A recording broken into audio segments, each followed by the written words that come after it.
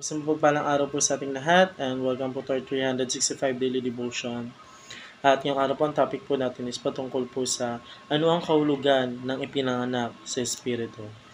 So, born in the Spirit po. So, ang sabi po sa concept po natin patungkol po sa born of the Spirit, it is another term for regeneration that indicates the special role played by the Holy Spirit in imparting new spiritual life to us. So, yun po yung sinasabi po tungkol po sa born of the Spirit po yun. Another term daw po is ito po yung patungkol po sa regeneration of our body po. So, ito po yung sinasabi po kapag once po namatay po tayo, ating Panginoon Diyos po, binibigyan niya po ng kanyang Espiritu to regenerate us po para po sa pagkabuhay po natin meron na po tayo new life po. So, parang po sa ating Bible reading po, ito po yung matatagpuan sa John chapter 3 verse 8. So, what ito po ang sabi po sa English? The wind blows whenever it pleases. You hear its sound, but you cannot tell where it comes from or where it's going. So it is with everyone born of the Spirit. So po yung sabi po sa ating Bible verse po. And nga naman po, tayo po dumaki po sa ating teaching po. Una, regeneration saved us when we were dead. So, sinasabi po dito, patungkol po sa regeneration po, is nililigtas daw po tayo nung tayo po ay patay na. So, hindi po tayo kaya po iligtas po ng regeneration natin kapag tayo po is mamamatay lang po. Like, nasa bingit pa lang tayo po ng ating kamatayan.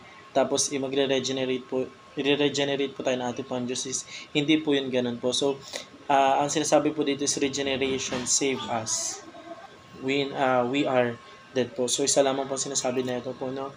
Kapag tayo po is patay na, then yung sabi ko kanina po, yung bibigay po ng ating Panginoon Diyos Ama po yung kanyang Holy Spirit po para po sa ating katawan po, para ma-regenerate po tayo, para magkaroon po tayo ng new flesh po, magkaroon po tayo ng new life po. Then after that po, pag ni-regenerate po na ating Panginoon Diyos, tatanggalin po na ating Panginoon Diyos yung puso po natin na parang bato, at ito po ipapalitan niya po ng new heart with flesh po.